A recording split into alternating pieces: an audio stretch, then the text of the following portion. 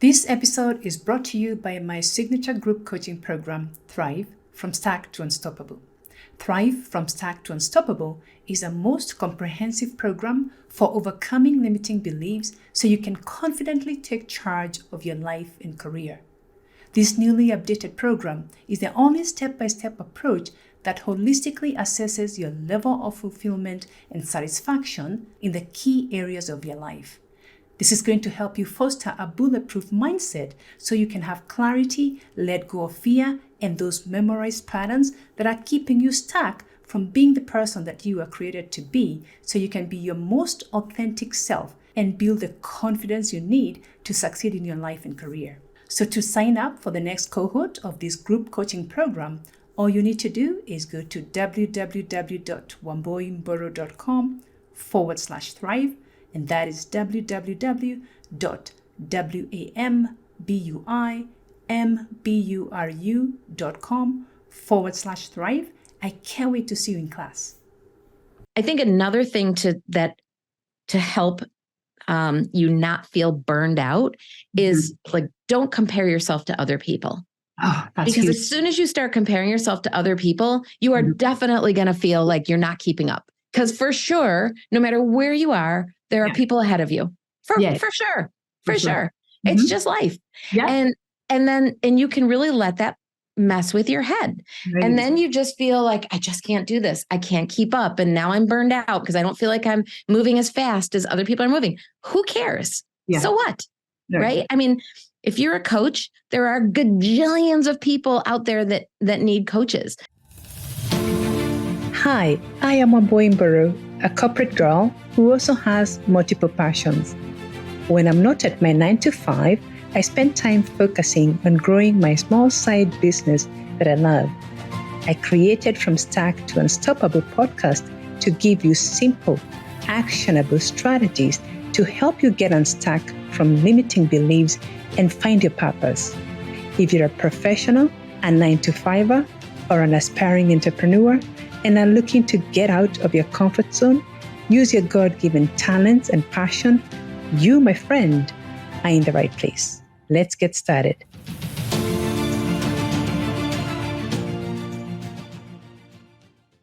Welcome to another episode of From Stack to Unstoppable podcast. Thank you so much for being here. So today, I want to talk about what to do when your business model doesn't seem to be working for you. So maybe you're in a 9-to-5 and you have a side business that you're really passionate about, and you're just not getting any traction because you only have a limited number of hours to do one-on-one work, right? Or maybe you're a full-time entrepreneur and you have a one-on-one coaching or consulting business, but you're not making the kind of money that you need to make. In last week's episode, my guest Lisa Maka Robbins, she talked about how she transitioned her one-on-one coaching to a B2B model. So now she works with schools across the US. So she's able to cast a wider net. She has a digital course that students in these schools take. If you haven't listened to that episode, please go and listen to it. It's episode number 14. So again, if you have a service-based business like coaching or consulting, then you're going to love this different approach where you can add a digital course or a workshop that ties into your other service-based consulting or coaching work that you can introduce to businesses. And that really helps because it diversifies your revenue, which can be extremely beneficial. So today's conversation, we are taking it up a notch because my guest shares insights on how to get your foot in the door in the B2B space so you can start planting that seed to decision makers so they can work with you. We also talk about mindset. We talk about goal planning. I especially like her 12-week sprint goal setting idea. And we also talk about how to stay focused on your purpose. My guest's name is Amy Pearl. Amy has spent the last 3 decades building strategic solutions and simple tools to ignite teams and workplaces. So first as a corporate girl, where she worked at a bank. Amy is now an entrepreneur, and her company, Work Ignited, delivers assessments and learning solutions for Fortune 100 companies and Great Place to Work top 10 organizations.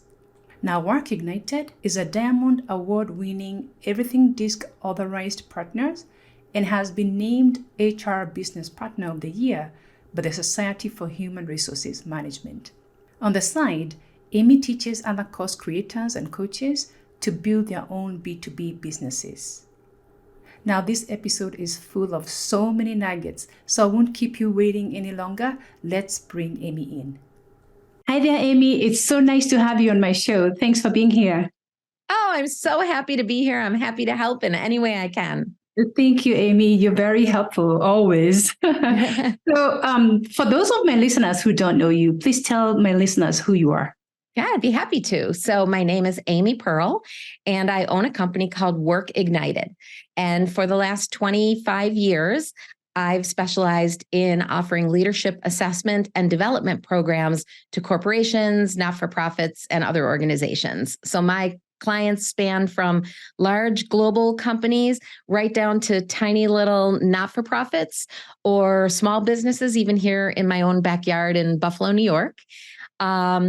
I last year also launched a little, I call it a side job, helping coaches and course creators who want to get into the B2B space to figure out, like, how do they get their foot in the door and how do they deliver in that environment? Most, I guess, experts out there who teach people how to sell their courses and coaching programs tend to focus on a B2C, business to consumer sort of approach. And I've never done that. My approach has always been selling to businesses. So if I can share some of that wisdom with your audience and other people, I'm happy to do that. Yes, and I'm one of those coaches that are in your course. And one of my star students. Yeah, thank you so much. And I found a lot of insight. There was so much value in your course. So please tell my listeners about the B2B model, because I love that model. Yes. Well, if you are frustrated by social media, posting and dancing on TikTok, if you are launching and not getting a lot of people to register for your course, if you're just frustrated with the whole kind of sales process, B2B is a great way to go. Forever, I've been in this B2B space, and almost all of the work that I did prior to the pandemic was in person. So I would either go to companies to deliver training, or we'd be in a hotel someplace, or my coaching clients would come to my office. Like everything would be in person. Yes. And then when COVID hit and everybody had to go home, like my business went from like $1 gajillion a month to nothing, like overnight, like $1 billion, like every other business on the planet. Yeah. And, I sat around for a few weeks making chocolate chip cookies and doing jigsaw puzzles like everyone else. But then I said, I need to get serious. And my kids are Gen Z, and they're like, Mom, get with the times, buy yourself a camera, subscribe to Zoom, and get back to work, because you can do everything you did in person online. And that was a totally foreign world to me. So I started taking courses in, how do you build digital courses? How do you sell on social media? And it all seemed okay, except it was all positioned around how do you sell to the actual participant in your program. Right. So it took me, I'm not too smart. It took me months to sort of figure out, like, I don't know how to do this. I have never sold to my participants. I don't, although I try to do a great job for them and I want them to be happy, they're not my client. And then one day it sort of hit me that if you're in the B2B space, you have two customers. You have your participants that you need to serve and make sure that they learn and they grow and they accomplish what they're supposed to accomplish. But you have your purchaser, the person within the business, the executive, or, in my case, it's a human resources professional. Right. That is really your client.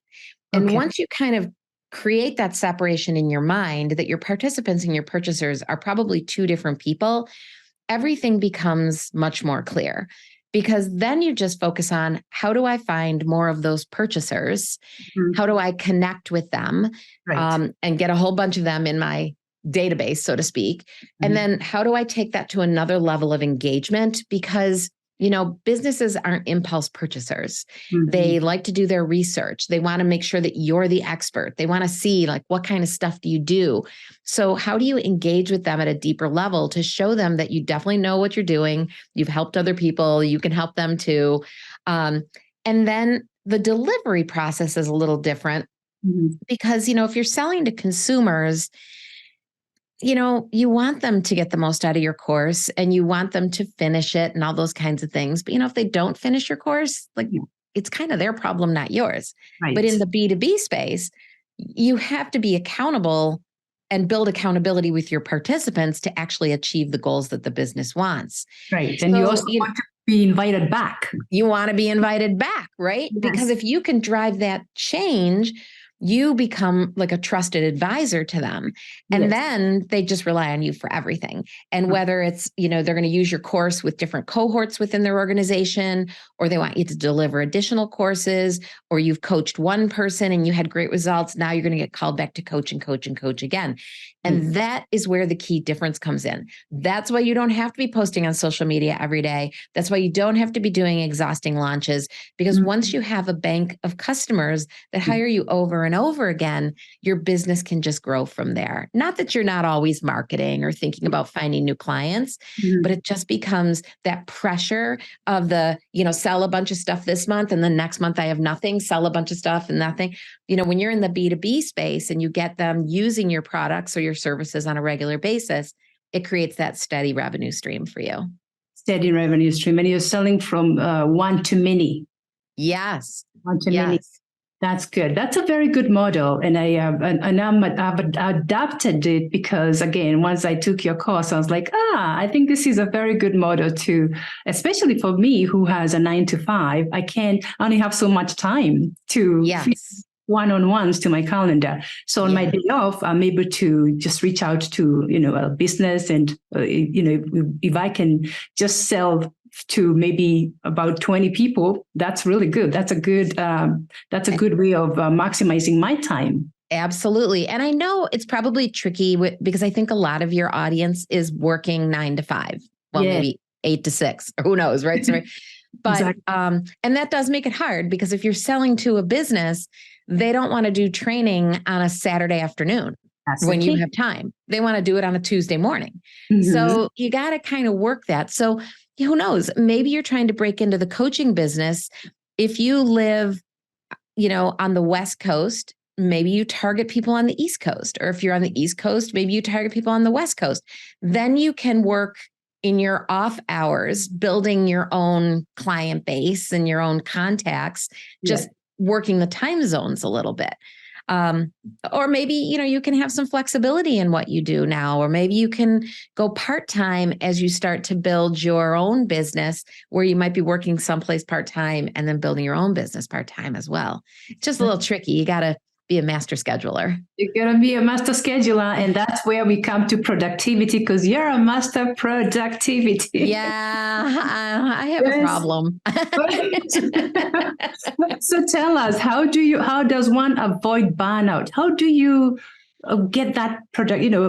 How do you become productive, especially again, when you have a 9 to 5 and you only have a certain number of hours in the day? Tell my listeners how you become productive. How do they manage their time? Because that's a big challenge, I find. Yes, I know. And, I think sometimes it's a challenge we put on ourselves. It's because you're a perfectionist. You're a very responsible person. You're responsible at work. You're responsible at home. You can't say no, all these kinds of things. And I am telling you that because I've done all those things, for years and years and years. But I think there's maybe 3 or 4 things that can help you to really stay on track in terms of productivity. One, as you said, I'm a huge planner. I was just always a planner my whole life. I worked for a bank where you had to live and die by a plan. I'm just like super planner. Awesome. That's not always helpful because sometimes then I think you're a little too rigid once you have that plan, like you don't want to deviate from it. I think it's very helpful because especially in your course, you could tell this course was well planned. I know. Well, I created my course is like, every single day you do something, right? But as I've gotten older, I guess I've gotten away from planning around specific goals. And that might be maybe counterintuitive with the whole planning thing. But, I sat back and I said, like, first of all, I just want to have a clear picture of what I want my life to be like. Okay. Not what I want to achieve, just what do I want my life to be like? What do I want to have in my life? What do I want to enjoy in my life? How do I want to be spending my time? What do I want to be feeling? And, I actually drew a picture. I wish there was a way I could like turn my screen because I have a picture posted right on my wall, right? I have this picture, like a drawing, a drawing. Mm-hmm. And then I thought about, okay, like where am I today? And what do I need to do to get from where I am today to this picture that I have that I've drawn? And then the second thing I thought about is, why is that important to me? So what kind of life do I want to have? And why is that really important to me? And I actually have this little statement that I like hand wrote out like a year and a half ago, and it's taped right in my closet. So like every morning I look at that, like, this is my purpose. This is why I'm doing what I'm doing. And I found that, yes, I still set goals for my business and, I have a shopping list for the holidays and that kind of thing.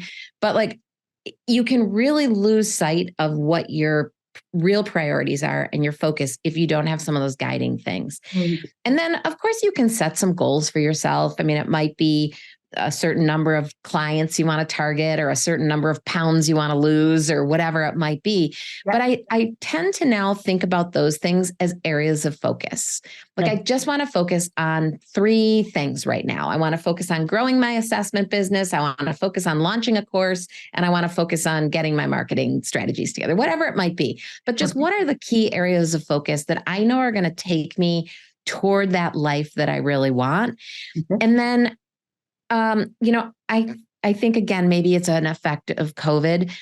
I don't really set 12-month goals anymore because, I mean, heck, if somebody at the end of 2019 said, where do you think you're going to be a year from now? Like that was all vaporized overnight, right? So now I just tend to tackle things in what I call a 12-week sprint. Like it's just a sprint. It's like a dash. You can do anything in 12 weeks. I can stay focused on anything for 12 weeks. It's 3 months, right? What do I want to get done in the next 3 months? And that way I feel like more of a immediate sense of accomplishment. Like it's not this big thing that I'm trying to get to and it keeps getting pushed off. So I think that's the thing, if you start with a clear picture of what you want your life to be like and why you want it to be like that, and what are those key areas of focus, and then what do you want to accomplish in the next, maybe for you, it's 6 weeks or 12 weeks, whatever the right number is. And then you approach it like it's just this little sprint. And then I make it really visual. It's hanging right on my wall. So like I look at it all the time or hanging in my closet. So I see it every morning. And that way it keeps centering you back to what you're focusing on. And then, when it gets then to now, all right, so how does that help you to avoid burnout? Well, if you know whatever's happening in my life, if I just keep coming back to some of these guiding principles, like I can not get flustered by these things. So, I see people who they feel like they're behind, like I'm behind. Well, like, okay, you might be behind. You won't feel behind. Really, you won't feel behind if you're not trying to chase like a number. You're not trying to chase, but if you're just trying to chase a purpose, like, did I spend my day today the way I want to spend it? Yes, I did. And if I didn't, well, I just don't want to have 2 bad days in a row. So tomorrow I'm going to spend it better. Or if I want to eat healthier, well, maybe I ate pizza today. Well, I'm not going to eat pizza 2 days in a row. Tomorrow, I'm going to spend the day the way I want to spend it. So again, you can have this sort of immediate sense of accomplishment, these little wins that you're making, and then you don't feel like you're behind or, trailing on something.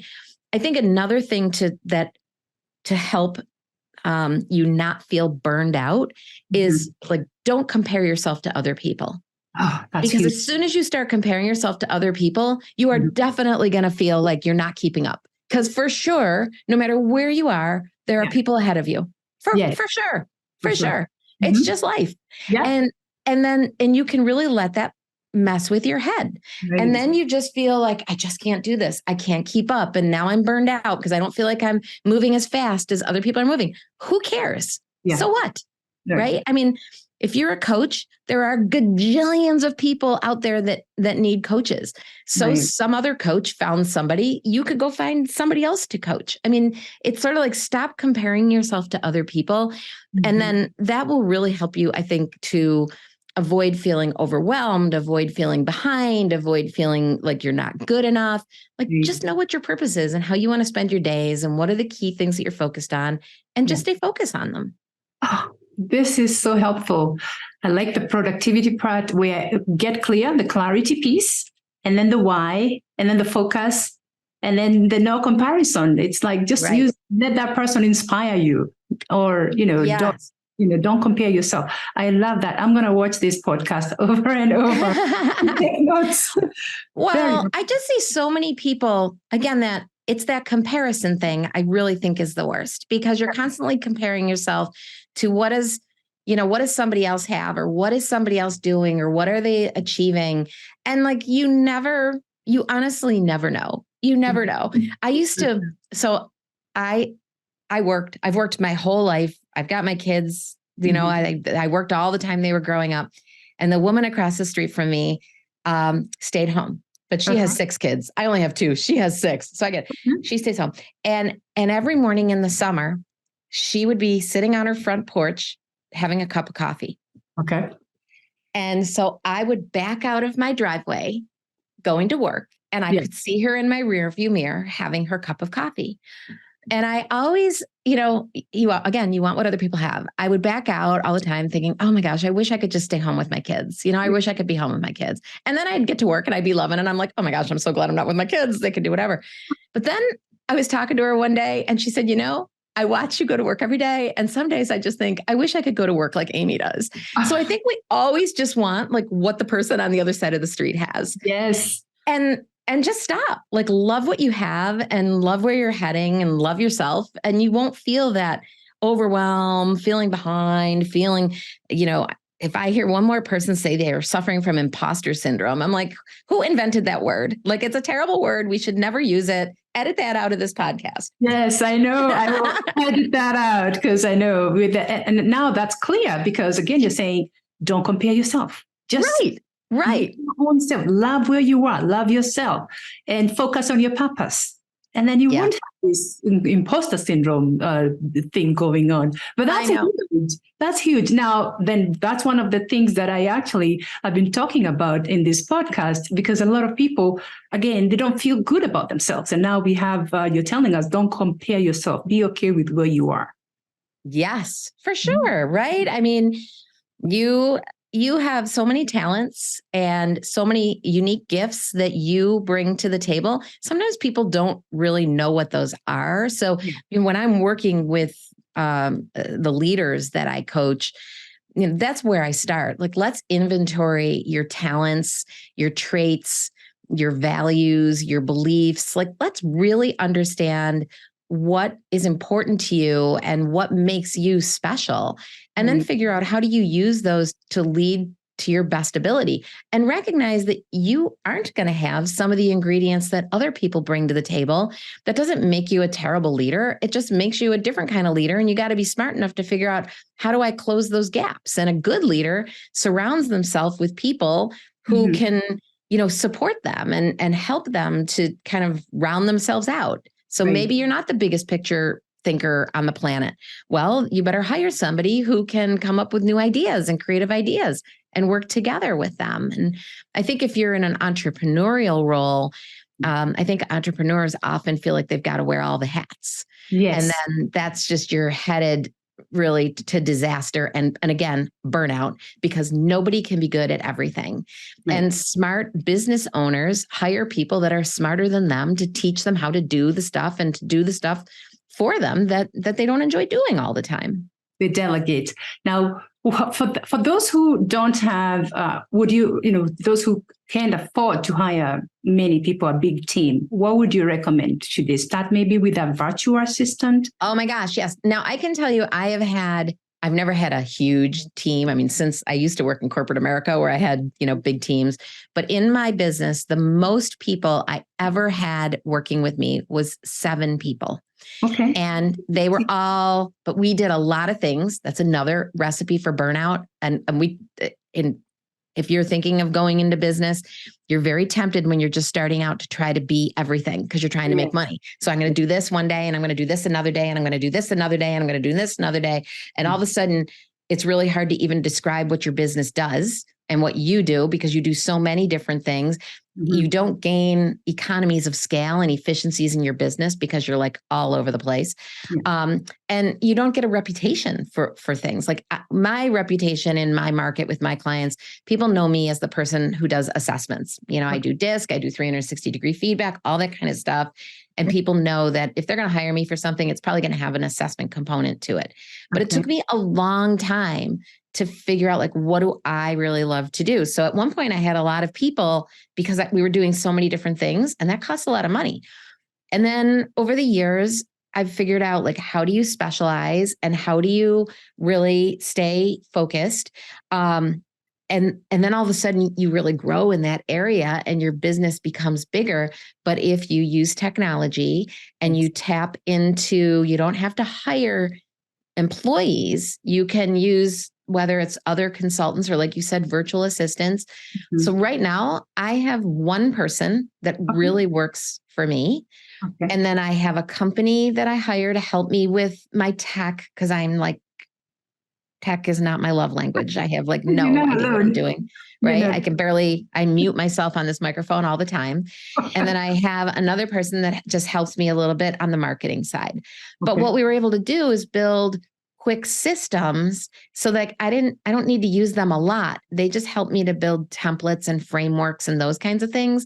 So I can just call them when I need them. So, I think the key to managing your expenses is stay focused on what you do, really become known for something, and then build your processes to support that business, and then tap into people. And, maybe you don't hire an employee to start with, use a virtual assistant. And actually, you can work with some people from other countries and that's very inexpensive and they deliver very high quality, very high quality things. And then find like the right tech people. And I would say like marketing people and how to do that, get involved in different groups and see who other people are using, people that you respect, people that you trust. And you're like, okay, she's working with that company. I'm going to work with that company, or he's working with that programmer. I'm going to work with that programmer, that kind of thing. And then, as your business grows, you might hire a lot of people or you might not. You might not. Yes. But excuse me. But the key thing here is to specialize in what you're good at and delegate to others. Yes. To things that they're good at. Right. Or just don't do it. Or just don't do it. Just don't do it. Right. Exactly. Just don't do it. And also, I think it's also not just what you're good at, but it's what you really like to do. Yes. Because when you're in business, you're going to talk about this stuff all the time and for a very long time.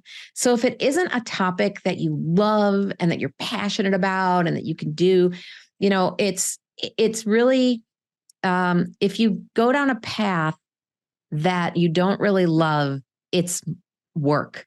Yeah. Like it's work. Yeah. Like I'm going to work.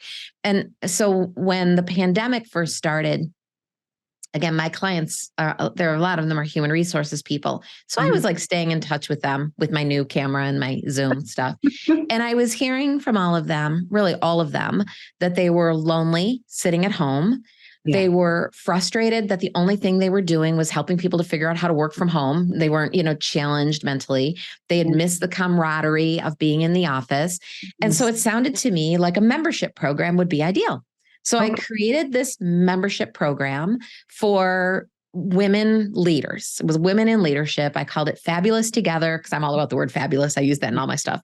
Fabulous Together. We had 2 meetings a month. I had all these online modules. It was the slickest thing on the planet. The first year was fun. Okay. The second year, it started to feel like work. Like I didn't like it. It was, I liked my clients, I liked telling them, but it wasn't what I loved to do. I realized I'm a course person. I like a beginning and an end. I'm not a membership person that has this like never ending commitment to people that I'm going to do stuff for them every month. Like it just became like work. So I made the decision, I'm going to wrap up the membership. We did it at the 2-year mark. We had a big party. We had people, it was in person. People came in. It was a lot of fun. And we gave them all little presents and said, thanks for the fun. Yeah. But this is done. And people were super appreciative that we gave them that support for that time and got them through some difficult situations. I mean, I probably could have found somebody that maybe wanted to take it over and grow it. Maybe I could have sold it. I don't know. But I think you just have to know that whatever you do, you're going to be doing for a long time and you're going to be doing it a lot. So make sure you really enjoy it. That's good. That's really good. That the fact that you need to love what you do, not just do something that, because you have to do it. Like you're talking about the membership. And I'm sure you did good at that, but then you were like, okay, this is not my thing. It was beautiful. Yeah. I still have it sitting. It's all bundled up in the little, kajabi thing, whatever. It looks great. Okay. Someday maybe I'll do something with it. But sell it. Maybe somebody here will hear about it. And say, that's right. If anybody wants to run a fabulous program, I got all kinds of good stuff. That's so good. This is so helpful. This is all very good information, Amy. Now, I would love for you to tell my listeners, where can they find you? Yes. So they can, my website is just Amy A. Pearl. So my middle initial is A. That's another thing. Get your website name like right now, because guaranteed somebody has it, right? So, but mine, amyapearl.com. And if you go to amyapearl.com with the /podlove, PODLOVE. So Amy A. Pearl /podlove. I've got some little goodies just for you. There's some video quick tips on things that you should really include in either your course or your membership program. If you're selling B2B, kind of what needs to be in there. And then also you can download my 10 ways to get your foot in the door, because that is always everyone's number one question. How do I get my foot in the door? So I've put together my 10 favorite ways, and none of them have to do with social media. Because when I started my business, social media didn't even exist. So you can build your business. Social media is great. Maybe you're a LinkedIn fan. You got a lot of connections. Go ahead, use it. Go for it. But if you're like, I don't have a following, I don't have any connections, don't let that stop you. You can build your business, in a more, I'll call it a traditional way. That's awesome. I'll make sure that I link that in my show notes. Now, but you're on social media. I know you do post some Monday. You have, I do. So what is your social media handle? So my social media, everything is like my Facebook is my full name, Amy Allmeter Pearl. I should really change that. But if you looked up Amy A. Pearl, it would come up. And my Instagram is Amy A. Pearl. And I really do. I post for fun, all the time. And I post helpful hints. I also have a Facebook group that I just launched for both learning and development professionals and human resources professionals, as well as coaches and course creators. So like anybody that loves learning, and that is just my business name, Work Ignited. So people can join that group. And I post there almost every day. So, but my social media life is, it really is like just for fun. I don't get tons of business that way, but I'll tell you another funny story if you have time for a funny story. Oh, I do. So when I went from kind of the in-person to the online life, everyone says, oh, you got to be on social media. You got to be on Instagram, whatever. So I started my Amy A. Pearl Instagram account, and I started posting every day, and I posted to LinkedIn. Like I've had LinkedIn forever, I don't know how many years, but I started posting every day. And, my phone wasn't ringing off the hook, but occasionally people would comment or like something, whatever. Yeah. And after a year of posting every day, I think my Instagram followers, I had like 200. And I was like, you've got to be kidding. Like, this is so much work to get 200 Instagram followers. So I stopped. I'm like, forget it. I'm just going to post like when I feel like it. If I have something coming up, if I have something to share. Yeah. Well, so then a couple months goes by, and I was in a craft store of all places in the wedding aisle, because my son was getting married. We were having an engagement party. So I was shopping for supplies. And lo and behold, down the aisle from me is the CEO from this huge health system where I live. His name is Mark. And I've done work for him over the years. And he's like down the aisle, and his daughter's getting married that weekend, and he went out to buy candles or something. So we're standing in the aisle. So we're chatting, and this CEO of this health system says to me, I really miss your social media posts. And I'm like, really? Like, you were even looking at them? And he's like, yeah. He's like, I found him inspirational or informative. Yes. And so what that told me was you have to have a presence, even if it's just to maintain that connection with your existing clients, to stay in their mind, so that they might not have a problem. They might not be buying anything from you on social media today, but when they have a need, they'll be like, oh, Amy, because I see her funny posts every Monday, or, her crazy picture with her hair all over the place because she's hiking on a mountain, so put yourself out there. Don't be afraid to put yourself out there. But don't feel like if you don't have a large social media following, all is lost, because all it takes is one business for you to have, 10 or 100 people in your course, or to have, 3 coaching engagements, like lickety split. That's awesome. That's really good. Yeah, but it's good to stay at top of mind. You never know who's watching. You never know. Right. Yes. Okay. Thank you so much, Amy. I could talk to you all day asking questions. I always like engaging with you. I love to talk to you too. And I'm always willing to, help anybody. So, hop on social media with me, or hop into my little Pod Love landing page, grab some stuff. If I can be helpful to you, that's what I'm here for. Definitely. Please head on to Amy's site. Now, is this on you did give us a link. I'm going to post that. I'll put it on the show notes. And it's amyapearl.com/podlove to get the free stuff. Very good. Thanks, Amy. I really appreciate you, and I appreciate your time. Yeah, thank you. You're welcome. So there you have it. I hope you have enjoyed this episode as much as I did.